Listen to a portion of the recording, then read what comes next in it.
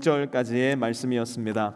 오늘 하나님께서 우리에게 주시는 말씀은 학개서 2장 10절에서 23절까지의 말씀입니다. 어느새 또 학개서의 마지막 공부하는 시간에까지 오게 되었는데요. 학개서 2장 10절에서 23절까지 말씀, 우리 함께 말씀 합독하실 때는 2장 21절에서 23절까지 말씀을 우리 함께 합독하도록 하겠습니다. 말씀 찾으신 분들은 자리에 다 일어나셔서 우리 세 절 말씀 큰 목소리로 함께 합독하겠습니다. 함께 읽습니다. 시작. 너는 수룹바벨 유다 총독에게 이렇게 전하여라. 내가 하늘과 땅을 뒤흔들겠다. 왕국들의 왕좌를 뒤집어 엎겠다.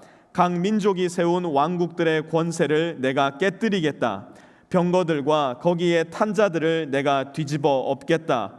말들과 말을 탄 자들은 저희끼리 칼부림하다가 쓰러질 것이다.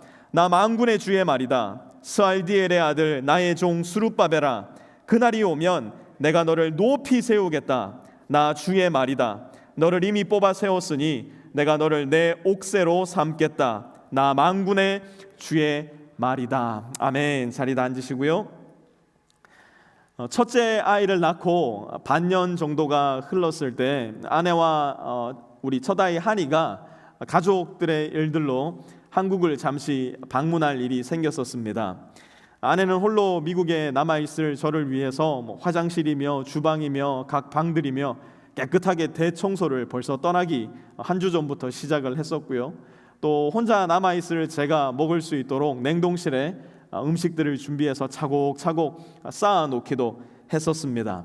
드디어 한국으로 떠나는 날이 되어서 공항에서 그야말로 눈물의 이별을 하게 되었었고요.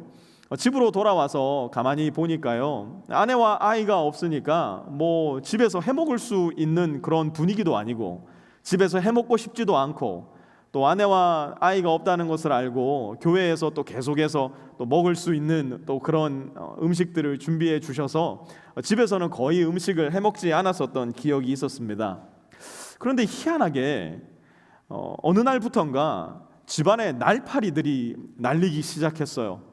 아니, 주방을 사용하는 것도 아니고 음식을 집에서 갖고 와서 먹는 것도 아닌데 이 날파리들은 도대체 어디서 들어오는 걸까?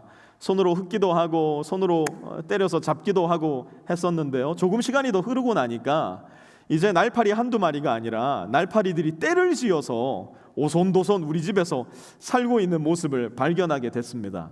부킬라도 뿌려보고 혹시 방충망이 뚫려 있나 창문들도 확인을 해보았어요. 그런 것도 아니었어요.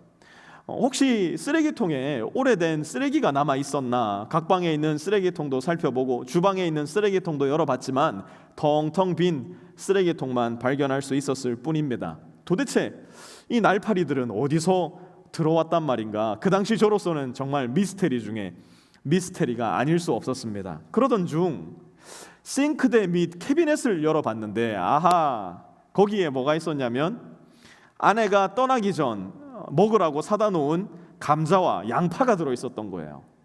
아내와 아이가 없으니 집에서 밥을 안 해먹고 평소 같았으면 일주일이면 없어질 부식인데 한 달 넘게 먹지도 않고 손대지도 않은 채로 거기에 야채가 들어있으니 그것이 썩어서 거기에서부터 날파리들이 생기기 시작했던 것입니다. 겉으로 보기에는 물 한 방울 묻어 있지 않을 만큼 깨끗한 주방이었는데 속을 열어보니까 썩어가고 있는 양파와 감자가 있었고 거기에서 생겨난 날파리들이 저희 집을 거의 장악하다시피 했던 것이죠. 오늘 우리가 함께 공부할 이 학개서의 내용, 특별히 오늘 마지막 부분은 그런 이스라엘 백성들, 겉보기에는 멀쩡해 보이지만 속은 너무나 썩어 있고 황폐해져 있으며 냄새나기까지 했던 그들의 모습을 하나님께서 대면하고 계시는 장면이에요. 그래서 하나님은 말씀하세요. 너의 겉사람이 아니라 너의 속사람을 잘 들여다보아야 한다. 더 나아가서 너의 옛사람을 너는 잘 들여다보아야 한다. 하나님 또 말씀하세요. 속사람과 옛사람뿐만 아니라 너가 앞으로 될 사람을 너희가 잘 기억하고 있어야 한다. 오늘 하나님께서는 새 사람의 모습을 우리에게 보여주시면서 우리의 속사람이 어떠해야 하는가, 우리의 옛사람은 어떠했는가, 또한 우리가 앞으로 될 사람은 어떤 사람의 모습인가 함께 학개서의 말씀을 통해서 살펴보기 원합니다. 먼저 우리가 살펴보아야 할 사람의 모습은 우리의 속사람입니다. 10절 말씀 우리 함께 보겠습니다. 다리우스 왕 2년 9째 달 24일에 주님께서 학개 예언자에게 말씀하셨다. 다리우스 왕 2년 9째 달 24일은 언제인가? 이제 성전의 기초가 놓였어요. 15년이나 그 성전을 쌓는 일이 멈추어져 있었지만 이제 학개가 다시 예루살렘으로 귀환함으로 인해 성전 재건이 재개가 되었어요. 자, 그러면 이제 학개의 할 일은 끝난 것인가? 이제 학개가 하나님으로부터 받은 미션은 미션 컴플리티드가 된 것인가? 그것이 아니었어요. 하나님은 또 다른 말씀을 학개의 입에 넣어 주십니다. 11절 보십시오. 나 만군의 주가 말한다.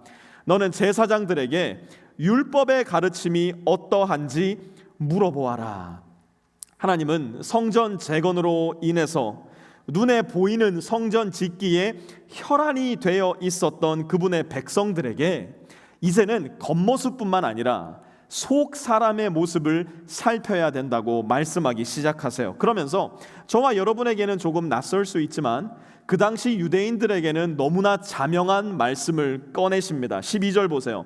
어떤 사람이 거룩하게 바쳐진 고기를 자기 옷자락에다가 쌌는데 그 옷자락이 빵이나 국이나 포도주나 기름이나 다른 어떤 음식에 닿았다고 하여 이러한 것들이 거룩하여지느냐고 물어보아라. 학개가 물어보니 제사장들이 그렇지 않다고 대답하였다. 13절도 이어서 보세요. 학개가 또다시 시체에 닿아서 더러워진 사람이 이 모든 것 가운데서 어느 것에라도 닿으면 그것이 더러워지는지를 물어보니 제사장들이 그렇다고 대답하였다. 도대체 이게 무슨 소리입니까? 학개 예언자는 지금 유대인들에게 정결법에 대해서 질문하고 있는 거예요. 이걸 간단하게 도식화해서 살펴보면 이렇게 볼 수 있을 것 같아요. 거룩과 비거룩이 만나면 무슨 일이 일어나느냐? 비거룩이 되는 겁니다. 거룩과 비거룩이 만나면 비거룩이 돼요. 그러면 비거룩과 비거룩이 만나면 어떻게 될까요? 당연히 똑같이 비거룩이 됩니다. 그러면 이번엔 거꾸로 비거룩이 주도권을 가지고 거룩에게 다가가게 되면 무슨 일이 생길까? 똑같은 결과가 나옵니다.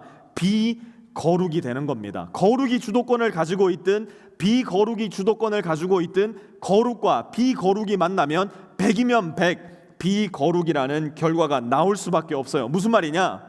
거룩에는 전염성이 없지만 비거룩에는 어마어마한 전염성이 있다는 것을 정결법은 우리에게 보여주고 있는 겁니다. 이것을 유대인들은 정결법이라고 불렀어요. 그래도 여전히 우리는 잘 이 법들이 이해가 안 갑니다. 이거를 우리 식대로 한번 쉽게 바꾸어서 다시 한번 설명해 볼게요. 건강한 사람과 코로나 환자가 만나면 어떻게 될까요? 건강한 사람이 코로나에 걸릴 가능성이 훨씬 더 높아집니다. 그러면 코로나 환자와 코로나 환자가 만나면 어떻게 될까요? 시너지 효과가 일어나서 두 사람이 나을까요? 아니요. 똑같이 코로나 환자에 머물러 있을 뿐이에요. 그러면 이번엔 주도권을 바꿔서 코로나 환자가 주도권을 가지고 건강한 사람을 만나면요, 결과는 똑같아요. 코로나의 결과가 나올 뿐인 겁니다. 무슨 이야기예요? 건강은 전염되지 않지만 코로나는 전염된다는 거예요. 이것이 유대인들이 이야기한 거룩과 비거룩이 만났을 때 일어나는 전염성, 정결법의 이야기였어요. 그러자 유대인들이 이게 너무 당연한 질문이거든요. 그러니 묻는 겁니다. What are you talking about? 그거 모르는 사람이 어디 있습니까? 그러자 학개가 이렇게 대답해요. 14절. 이에 학개가 외쳤다. 이 백성은 정말 더러워졌다. 이 민족은 내 앞에서 정말 그렇다. 나 주의 말이다. 그들이 손으로 하는 모든 일이 그렇고 그들이 제단에 바치는 것도 모두 더러워졌다. 하나님은 당시 유대인들의 본질적인 문제, 그들이 진실로 하나님 앞에 해결했어야 했던 그들의 속사람의 문제를 꿰뚫어 보고 있었어요. 그들 속사람의 우선순위가 파괴되어 있었음을 하나님은 꿰뚫어 보셨고, 그들이 숭배하는 그 우상 숭배가 일상화되어 있음을, 하나님과의 관계의 단절이 그들에게는 그저 평범한 일상이었음을 하나님은 지적하고 계신 거예요. 그러니 그 결과가 무엇일까요? 그들이 드리는 예배까지도 그만 전염되고 오염되고 말았던 거예요. 그들이 제단에 바치는 것도 모두 더러워지고 말았어요. 그들이 어떤 재물을 가지고 오든지, 그들이 어떤 헌금을 가지고 오든지, 겉보기에 아무리 거룩하고 정결하고 정숙해 보이는 종교적인 모습이라고 할지라도 하나님은 그들을 향해 외치시는 거예요. 이 백성이 너무나 더러워졌다. 너희가 드리는 예배까지도 더러워지고 말았다. 그러니 어떻게 됩니까? 하나님께서 그 예배 안 받으시는 거예요. 성전은 지어져 가지만 거룩한 속사람은 날마다 허물어져 가니 눈에 보이는 예배는 남아 있을지 몰라도 하나님만 보실 수 있는 신령과 진정의 예배가 사라져버리고 말았던 거예요. 여러분, 우리가 지금 그야말로 코로나 시대를 살아가고 있는데 코로나가 제일 무서운 게 뭐예요? 코로나에 걸렸어도 코로나에 걸렸는지 모르는 게 참 무서운 거 아닙니까? 이걸 무증상자라고도 하고요, 조용한 전파자라고 부르기도 합니다. 안 아프니까 괜찮은 줄 알고 그냥 여기저기 막 돌아다니는 거예요. 한국이 방역을 잘해오고 있다가 이태원 사태가 일어나서 거기에서부터 7차 감염까지 이루어졌다는 보도가 나오고 있지 않습니까? 그런데 그 전체 감염자 중에 참 재미있는 사실이 뭐냐면 무려 20%가 무증상 감염자라고 해요. 이 20%의 사람들은 몸에 아무런 이상이 없는데 검사를 해보면 코로나 보균을 한 사람으로 나오는 겁니다. 그러니 증상이 없으니까 당연히 평소와 동일하게 살아가는 거죠. 그런데 이 사람들과 접촉이 된 사람들, 예를 들어서 연세가 많으신 그들의 할아버지, 할머니 혹은 어린 조카들이 그만 이 병에 걸려버리는 거예요. 여기저기 부주의하게 돌아다니다가 그들과 접촉된 그야말로 불특정 다수들이 코로나에 감염이 되어버리고 아파하고 심지어는 목숨을 잃어버리게 되는 일들도 생기는 거예요. 느껴지지 않는 바이러스가 그만큼 무서운 겁니다. 난 괜찮은 줄 알고 있었다가 그만 나로 인해서 사랑하는 사람이 아프고 심지어 목숨을 잃게 되는 것을 보게 될 때 얼마나 가슴이 아프고 얼마나 괴로운 일이 되겠습니까? 그런데 여러분, 이 코로나 무증상자보다 더 무서운 사람들이 있으니 그 사람들이 어떤 사람들이냐면 바로 죄의 무증상자들이에요. 죄의 무증상자들. 이런 사람은 어떤 사람이냐? 죄를 범했는데 아프지가 않은 거예요. 내가 분명히 하나님 미워하시는 죄를 범했는데 내 안에 아무런 감각이 없는 거예요. 내가 죄를 지을 때마다 비록 반복되는 죄라고 할지라도 거듭거듭 예수 앞으로 나와 보혈의 그 피로 내 죄를 씻어야 되는데 뭐 이쯤은 다 하고 사는 거 아닌가? 기도해도 안 되는데 뭘. 내가 이 죄를 몇 년째 반복하고 있는데 또 회개를 한단 말인가? 죄에 그만 무감각해지고 말아요. 주위를 둘러보니 누구 하나 그렇게 살지 않는 사람이 없어서 나는 예수 믿는 신자요라고 고백은 하면서도 내 안에 죄가 우글우글거리고 있는 문화적 그리스도인들의 모습. 매 주일마다 예배는 잘 드려요. 매 주일마다 해야 되는 종교 생활들은 꼬박꼬박 거침없이 잘 해내요. 그러나 내 안에 하나님과의 교제함이 완전하게 상실되어 버린 종교적 그리스도인들의 모습. 우리는요, 그러한 모습에서 돌아서야 돼요. 우리의 속사람을 하루속히 다시 한번 들여다보고 내가 진정 하나님을 사랑하는 사람인가? 내가 명목상 그리스도인인가? 종교적 그리스도인인가? 그것이 아니라 내가 진실로 하나님과 동행하며 살아가는 참된 그리스도인인가? 우리는 우리 자신을, 우리의 속사람을 거듭해서 되돌아봐야 될 거예요. 문화적 파도에 휩쓸려서 명목적 그리스도인의 삶에 휩쓸려서 속사람을 점검하지 않고 살아간다면 하나님께서는 결국 우리를 향해서 내가 너희가 드리는 예배를 받지 않을 것이다 말씀하게 되시는 날이 오게 될지도 모르겠어요. 왜 그럴까요? 하나님은 속사람이 바로 되지 않은 그 사람의 예배 기쁘게 받아주시지 않기 때문이에요. 하나님은 이런 자들과의 관계를 기뻐하시지 않기 때문이에요. 이 모습이 오늘 우리가 살펴보고 있는 학개서 2장에 등장하는 유대인들의 모습이었어요. 하나님은 이러한 속사람을 가지고 있는 이들에게 어떤 말씀을 주시는가? 두 번째로 너의 옛사람을 보아라. 이번에는 옛사람을 살펴보라고 하나님이 도전을 하십니다. 15절에서 16절 우리 함께 보도록 할게요. 그러므로 이제 너희는 오늘에 이르기까지 최근에 일어난 일들을 돌이켜보아라. 주의 성전을 아직 짓지 않았을 때에 너의 형편이 어떠하였느냐. 하나님 말씀하세요. 너의 생을 한번 돌이켜 보아라.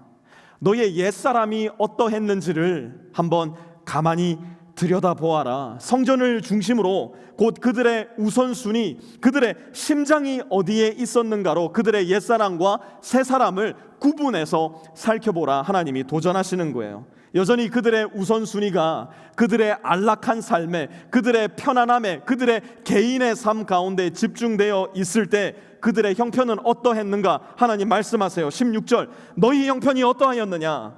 20섬이 나는 밭에서는 겨우 10섬밖에 못 거두고 50동이가 나는 포도주 틀에서는 겨우 20동이밖에 얻지 못하였다. 마땅히 20섬을 거두어야 하는 밭에서 그 절반밖에 거두지 못했던 그들, 50동이의 포도주를 생산해 냈어야 했던 그 포도주 틀에서 겨우 20동이밖에 생산을 얻지 못했던 그들 삶의 우선순위가 하나님이 아니라 그들 개개인이 되어 있을 때 그들 삶 가운데 일어났던 현상이었어요. 이어서 17절, 내가 너희를 깐부기병과 녹병으로 쳤다.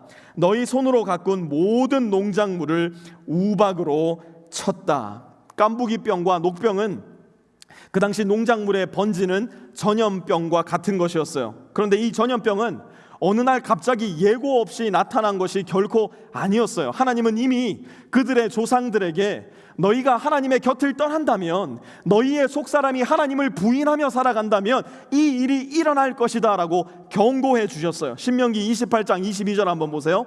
주님께서는 폐병과 열병과 염증과 무더위와 한발과 열풍과 썩는 재앙을 내려서 당신들이 망할 때까지 치실 것입니다. 하나님은 하나님을 따르지 않는 그분의 백성들에게 이 일이 일어날 것이라고 미리 경고해 주셨어요. 그리고 하나님은 그분께서 경고하신 대로 우선순위가 무너져버린 그들에게, 그들의 속사람이 완전히 오염되어 버리고 전염되어 버린 그들에게 이 일들로 징계하셨던 것이에요. 얼마 전에 제 아들이 가정 예배를 드리다 말고 저에게 물었어요. 아빠, 이스라엘 사람들은 왜 감옥에 가?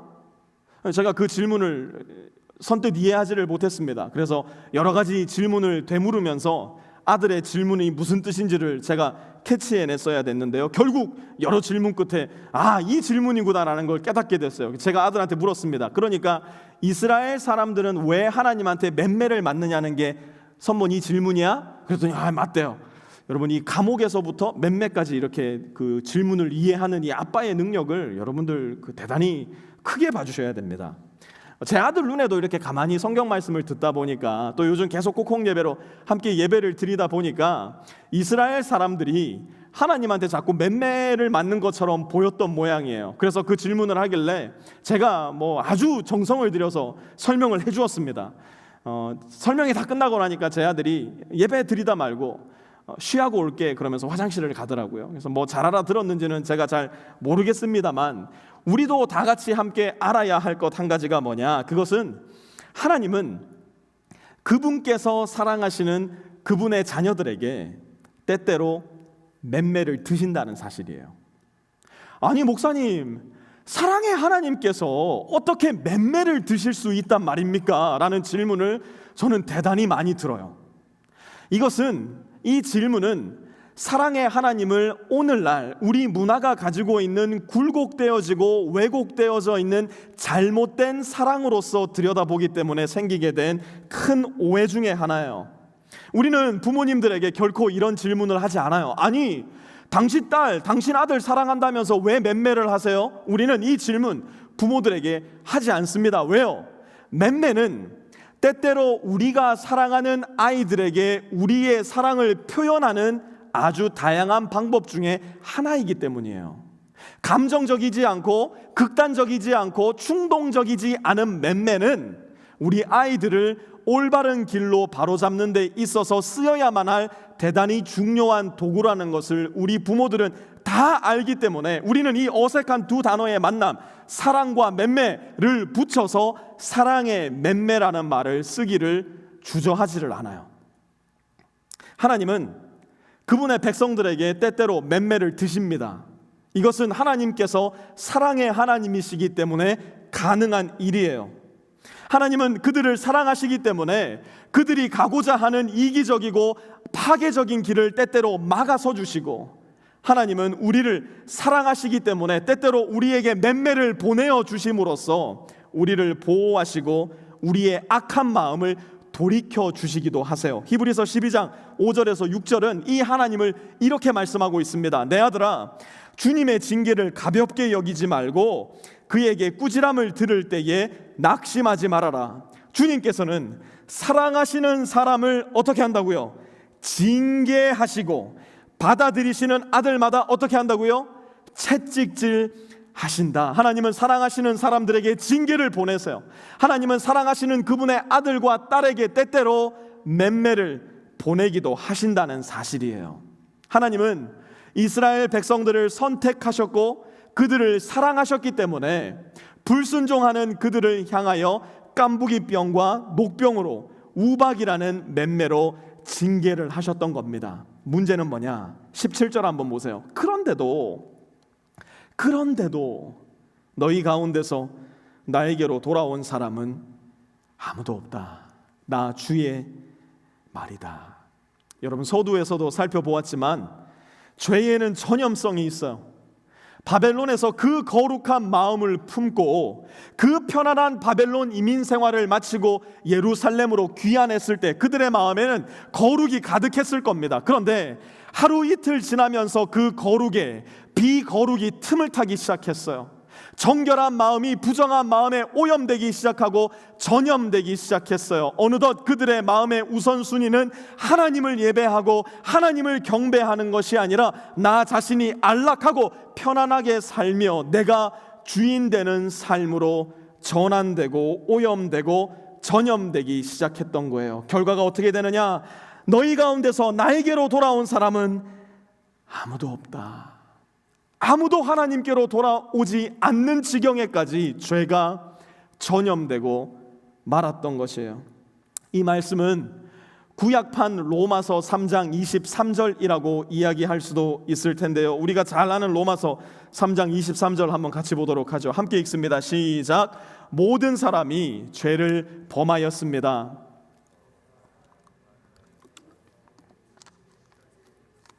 한두 사람이 아니에요. 그저 여러 명의 사람이 아니에요. 모든 사람이 죄를 범하였으며, 그렇기 때문에 모든 사람이 하나님께 이르지 못하는 비극에 처해 있는 것이 바로 우리 모든 인류의 모습이었어요. 그래서 하나님은 말씀하세요. 왜 이런 일이 일어났는지 너희의 옛 사람을 잘 살펴보아라. 18절 함께 봅니다. 너희는 부디 오늘 아홉째 달 24일로부터 주의 성전 기초를 놓던 날까지 지나온 날들을 마음속으로 곰곰이 돌이켜보아라. 사랑하는 성도 여러분, 우리도 때때로 가만 멈추어 서서 우리의 옛사람을 돌아보아야 돼요. 예수 믿기 전 나의 모습은 어떠했는가? 예수를 알기 전, 예수를 따르기 전 내 영혼과 마음의 상태는 어떠하였는가? 우리는 바쁜 일상 속에서도 때때로 멈추어 서서 우리의 옛사람을 돌아볼 줄 아는 지혜가 필요해요. 요즘처럼 멈추어져 있는 시간이 이전보다 더 길어진 지금 우리 역시도 오늘 본문에서 하나님께서 유대 백성들에게 전해주셨던 말씀, 너희가 성전을 짓기 전 너희의 상태가 어떠하였는지, 너희의 옛사람이 어떠하였는지를 기억하여라. 성전을 짓기 전 너희의 날들을 곰곰이 돌이켜보아라. 우리에게도 말씀하세요. 너희가 예수가 없기 전, 예수를 믿기 전 옛사람의 모습이 어떠했는지, 심지어 구원받았음에도 불구하고 너희가 어제 너희의 삶을 어떻게 살아왔는지 하나님 앞에서 곰곰이 돌이켜보아라. 우리로 하여금 옛사람을 돌아보라. 하나님은 오늘도 우리에게 말씀하세요. 마지막으로 하나님 말씀하십니다. 앞으로 될 사람을 보아라. 앞으로 될 사람을 보아라. 하나님 말씀하세요. 19절 함께 보겠습니다. 곳간에 씨앗이 아직도 남아있느냐? 이제까지는 포도나무나 무화과나무나 석류나무나 올리브나무의 열매가 맺지 않았으나 오늘부터는 내가 너희에게 복을 내리겠다. 하나님께서는 이제 앞으로 그들 삶 가운데 일어날 일이 무엇인가를 말씀해 주시는데요. 먼저 눈에 번쩍 뜨이는 말씀을 그분의 백성들에게 주세요. 무슨 말이에요? 오늘부터는 내가 너희에게 복을 내리겠다. 우리 한국 사람만큼 복 좋아하는 민족 전 세계에 찾아보기 어렵다 그러는데요, 한국 사람보다 복을 더 좋아하는 사람이 있으니 그 사람들이 유대 백성들이에요. 왜냐하면 그들은 실제로 하나님께 이 복이라는 약속을 받았기 때문이었어요. 그런데 우리는 이쯤에서 하나님께서 말씀하시는 이 복이 어떤 복인가 하는 것을 좀 더 자세히 들여다보고 생각해 볼 필요가 있어요. 20절에서 21절 함께 봅니다. 그달 24일에 주님께서 다시 학개에게 말씀하셨다. 너는 스룹바벨 유다 총독에게 이렇게 전하여라. 내가 하늘과 땅을 뒤흔들겠다. 스룹바벨은 여러분 누구였을까요? 스룹바벨은 폐위된 왕족 출신이었어요. 잃어버린 나라에 잊혀진 왕자가 바로 이 스룹바벨이라는 인물이었어요. 그는 사실 지금 그가 발딛고 있는 이 예루살렘 보좌에 왕으로서 앉아 있어야만 했던 사람이었어요. 그런 그가 페르시아가 임명한 일개 변방의 총독이 되어서 원래는 그가 주인이었어야 할 자리에 되돌아오게 된 겁니다. 우리야 애초에 이런 왕족 출신이 안 되어 봐가지고 이해가 잘 안 되겠지만 상상이라도 한번 해봅시다. 내가 조선 마지막 황제의 손자예요. 태어난 것도 일본에서 태어났고 자란 것도 일본에서 태어났어요. 그런데 어느 한날 일본의 왕이 나를 조선의 총독으로 임명을 한 거예요. 저기 한양으로 돌아가서 무너진 왕궁도 새로 짓고 너희가 믿는 신을 짓는 신전도 다시 한번 지어봐라. 나를 한양으로 보낸 겁니다. 한양으로 돌아와 봤더니 한양은 온통 폐허예요. 폐허. 먼지가 풀풀 날리고 볼만한 것은 아무것도 없는 완전히 폐허가 되어버린 도시, 다 무너져버린 경복궁 터 위로 돌아와서 어깨가 축 늘어진 백성과 함께 서 있는 잃어버린 나라의 잊혀진 왕자로 여러분이 거기에 서 있다 한번 생각해 보세요. 어떤 기분이시겠습니까? 아마 비참한 기분일 거예요. 수치스럽고 억울하고 가슴에는 뭐라 말할 수 없는 우리 한국인의 정서, 그 한이 가득하게 배어 있었을지도 몰라요. 그때 하나님께서 뭐라 말씀하셨냐? 한번 보세요. 내가 하늘과 땅을 뒤흔들겠다. 무슨 말입니까? 한번 하나님께서 판을 완전히 뒤집어 엎어버리겠다는 선언이세요. 여기에 있는 나는 지금 억울하고 수치스럽고 한스러운 상황인데 하나님께서 그런 나의 상황을, 그런 너의 나라의 상황을 완전 역전시켜 주시겠다 선언하고 계시는 거예요. 너의 속사람을 잘 살폈느냐? 너의 옛사람도 잘 살폈느냐? 그럼 이제 내가 앞으로 네가 될 사람이 어떤 사람인지를 보여주겠다 하나님 말씀하고 계신 거예요. 22절 이어서 보세요. 왕국들의 왕좌를 뒤집어 엎겠다. 각 민족이 세운 왕국들의 권세를 내가 깨트리겠다. 병거들과 거기에 탄 자들을 내가 뒤집어 엎겠다. 말들과 말을 탄 자들은 저희끼리 칼부림하다가 쓰러질 것이다. 지금 내 상황은 그야말로 거지 같은데, 지금 내가 나를 보면 내 모습이 비루하기 짝이 없는데, 내가 서 있는 곳을 아무리 둘러보고 또 둘러봐도 나에게는 어떤 권세도 왕좌도 능력도 없는 것 같은데 하나님은 지금 너무 거창한 얘기를 하고 계시는 거예요. 주님, 나를 한번 보세요. 나는 포로에 불과하고 그 나라가 나를 이곳으로 보낸 것은 노예로 보낸 것에 불과합니다. 스룹바벨은 하나님께 그렇게 반문했을지도 몰라요. 그때 하나님 그에게 이렇게 말씀하세요. 23절, 나 만군의 주의 말이다.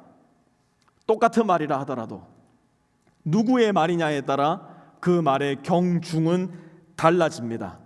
도저히 믿을 수 없는 소식을 전하는 하나님 앞에서 두려워하고 의심하고 있었던 스룹바벨에게 하나님 말씀하세요. 나 만군의 주의 말이다. 스알디엘의 아들 나의 종 스룹바벨아, 그날이 오면 내가 너를 높이 세우겠다. 나 주의 말이다. 너를 이미 뽑아 세웠으니 내가 너를 내 옥새로 삼겠다. 나 만군의 주의 말이다. 하나님은 마치 강조라도 하시려는 듯이 이 말이 누구로부터 나왔는지를 스룹바벨아 두 눈 크게 뜨고 네 마음 활짝 열고 들어보아라. 나 만군의 주의 말이다 강조하며 스룹바벨에게 말씀하세요. 그리고 왕족들만의 언어, 학계조차도 이해하지 못하고 있었을 수 있는 왕족들만의 언어, 스룹바벨만 이해할 수 있었던 왕족들의 코드를 사용하셔서 하나님 말씀하세요. 너를 내 옥새로 다시 삼겠다. 여러분, 유대의 왕이었던 스룹바벨의 할아버지 여호야긴은요, 바벨론으로 끌려가기 전에 예레미야 선지자로부터 이 말씀을 대언받게 됩니다. 예레미야 22장 24절이요. 나 주의 말이다. 내가 내 삶을 들고 맹세한다. 여호야김의 아들 유다왕 고니야, 여호야긴아, 네가 내 오른손에 낀 옥새 가락지라고 하더라도 내가 너를 거기에서 빼버리겠다. 하나님은 70년 전 지독한 불순종으로 일관하던 유다의 여호야긴을 그분의 오른손에 낀 옥새로 묘사하셨어요. 하나님께서 그 옥새를 빼버리시겠다고 말씀하셨어요. 그리고 70년 후 그 불순종의 자손 스룹바벨에게 똑같은 언어를 사용하셔서, 그러나 정반대의 내용으로 말씀하세요. 내가 너를 이미 뽑아 세웠으니 내가 너를 내 옥새로 삼겠다. 빼어버리셨던 그 옥새를 스룹바벨을 통하여 다시 끼우시겠다는 거예요. 무슨 말일까요? 하나님은 스룹바벨을 통해서 깨어져 버렸던 그분과 하나님의 백성 이스라엘의 관계를 회복시켜 주시겠다는 거예요. 더 나아가서 이 스룹바벨을 통해서 온 인류를 하나님 앞으로 돌아오게 만드시겠다는 하나님의 비전을 보여주고 계시는 거예요. 스룹바벨을 통해서 이 세상을 구원할 구세주 곧 메시아를 보내시겠다는 거대한 예언이었어요. 마태복음 1장 12절 보세요. 예루살렘 주민이 바벨론으로 끌려간 뒤에 여호야는 스알디엘을 낳고, 스알디엘은 누구를 낳았다고요? 스룹바벨을 낳고, 그리고 마침내 스룹바벨이 낳은 자손을 통해서 무슨 일이 일어나느냐? 마태복음 1장 16절 같이 한번 읽어봅시다. 시작. 야곱은 마리아의 남편 요셉을 낳았다. 마리아에게서 그리스도라고 하는 예수가 태어나셨다. 마침내 예수님께서 스룹바벨을 통해 이 세상에 오셨을 때 스룹바벨에게 예언하셨던 21절과 22절에 기록된 왕국들, 왕좌들, 그리고 권세들은 그야말로 뒤집어 엎어집니다. 공중권세 잡은 자가 굳게 붙잡고 있었던 그 죽음의 패권, 그것을 통해서 모든 인류를 두려움으로 몰아놓았던 그들의 권세를 갈릴리의 예수 그리스도께서 사정없이 뒤집어 엎기 시작하셔요. 여러분 기억하세요? 거룩과 비거룩이 만나면 어떤 일이 일어난다고요? 거룩이 비거룩에 의해서 전염되어 버렸어요. 그런데 예수님이 오시자 그 상황이 역전이 되기 시작합니다. 어떻게 해요? 거룩의 대명사 바리새인들과 서기관들을 뒤에 놓고 비거룩의 대명사 나병 환자를 만났어요. 그 나병 환자가 예수님께 오셨을 때 예수님 어떻게 하십니까? 거룩의 대명사였던 바리새인과 서기관들은 소스라치며 놀라 뒤로 물러납니다. 어서 멀리 가라고, 어서 나에게서 떠나가라고 바리새인들과 서기관들은 그 나병 환자를 떠나갑니다. 예수님은요, 나병 환자에게 다가가셔서 손을 대버리셔요. 무슨 일이 일어났을까요? 한 번도 일어나지 않았던, 한 번도 이겨보지 못했던 거룩이 비거룩을 이기고 오히려 거룩이 비거룩에게 전염되는 사건이 예수님을 통해 일어났어요. 눈먼 자에게 예수님께서 손을 대시자 한 번도 떠지지 않았던 소경이 눈을 떠버렸어요. 12년간 혈류병을 앓던 여인이 예수님의 옷자락에 손을 대자 그의 몸에 피가 멈추고 회복이 되어버립니다. 죽은 자에게 나사로야 나오너라 예수님이 말씀하시자 죽은 자가 무덤에서 걸어 나왔어요. 아담 이후로 최초로 거룩이 죄를 이기고 거룩이 죄의 전염을 완전하게 치료하는 일이 일어났어요. 그리고 마침내 그분 자신이 온 인류를 위한 희생 제물로서 하나님의 어린 양이 되시어 십자가에 못 박혀 죽으셨을 때 그가 다른 죽은 이는 잘도 살리더니 그 자신은 구원하지 못하는구나 비웃는 어리석은 자들을 뒤로 하시고 죽으신 지 사흘 만에 무덤 문을 열고 나오심으로써 인류 최초로 죽음을 정복하는 사건이 일어납니다. 하나님께서 학계 예언자에게 말씀하신 대로 판이 뒤집어진 겁니다.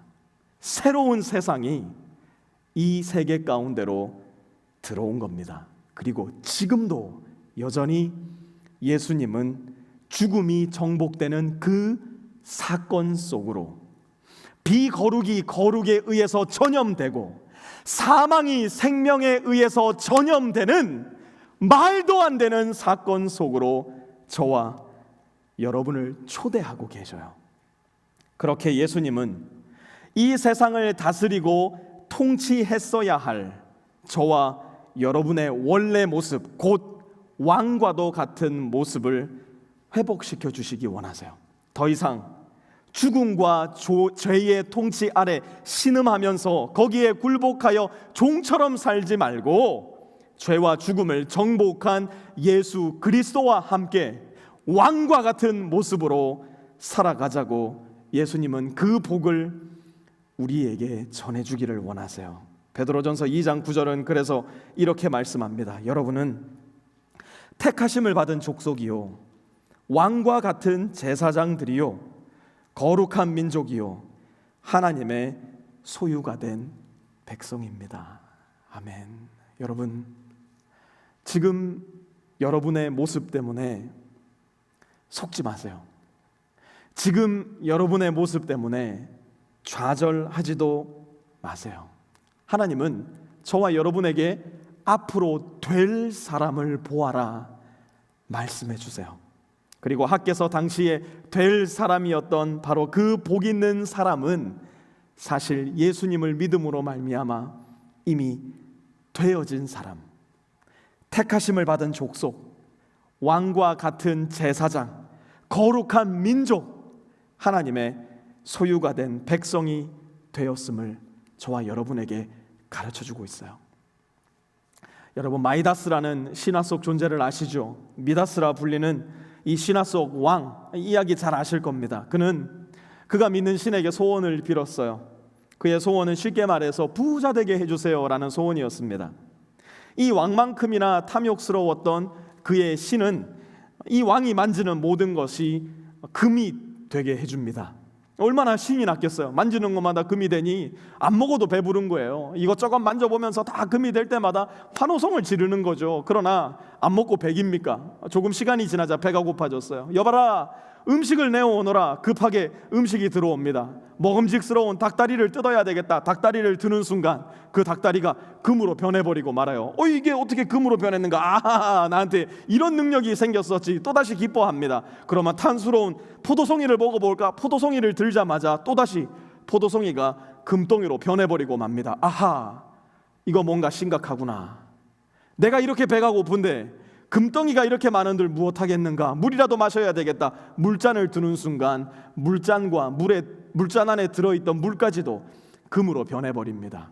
이 미다스는 그만 왕자의 털썩 주저앉아 버리고 맙니다. 바로 그 순간 왕궁의 문이 열리면서 그의 사랑하는 외동딸이 뛰어들어와 아무 말도 하기 전에 왕에게 덥석 안겨버리고 맙니다. 왕의 사랑하는 외동딸까지도 황금으로 변해버린 그 모습을 보며 미다스는 눈물과 또 눈물을 흘릴 수밖에 없었어요. 거짓 신을 우리가 믿고 거짓 신을 우리가 바라고 거짓 신을 우리가 따를 때 우리의 영혼 깊숙한 곳에서 일어나는 일이 바로 이 미다스의 사건일 겁니다. 그러므로 사랑하는 빛의 교회 성도 여러분, 저와 여러분에게 필요한 것은 모든 것을 황금으로 바꾸는 미다스의 손이 아니라 모든 것을 생명으로 바꾸시는 우리 주 예수 그리스도의 손, 곧 지저스의 손이 될 거예요. 그분의 손이 닿을 때 아무도 고치지 못했던 문둥병이 고쳐졌어요. 그분의 손이 닿을 때 평생을 소외 가운데서 외로움으로 살아갔던 사람들이 위로를 얻고 목적을 찾게 되었어요.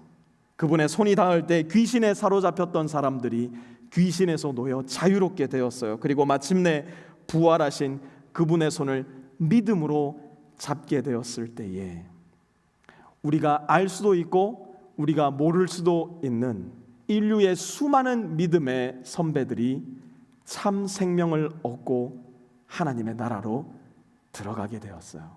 그리고 그들은 예수 그리스도와 함께 다스릴 나라를 지금도 기다리며 하나님을 영원히 기쁜 마음으로 경배하는 왕과 같은 자들이 되었어요.